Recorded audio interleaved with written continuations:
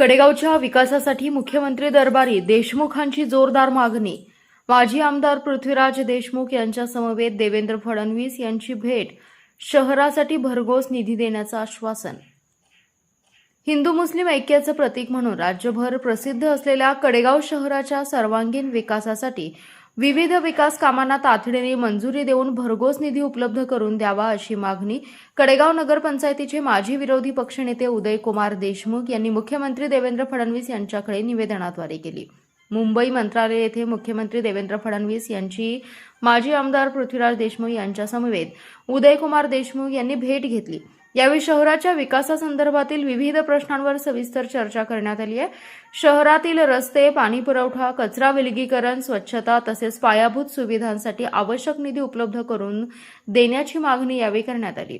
कडेगाव शहरातील आरोग्य, स्वच्छता आणि शुद्ध पिण्याच्या पाण्याचा प्रश्न कायमस्वरूपी मार्गी लावण्यासाठी विशेष निधी देण्याची आवश्यकता देशमुख यांनी मुख्यमंत्र्यांच्या निदर्शनास आणून दिली आहे. तसेच नगरपंचायत हद्दीतील अंतर्गत रस्त्यांचे जाळे अधिक मजबूत आणि दर्जेदार करण्यासाठीही निधीची मागणी करण्यात आली.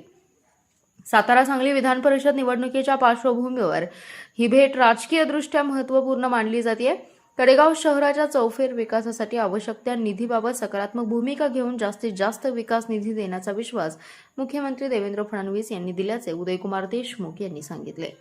Special report power Marathi news.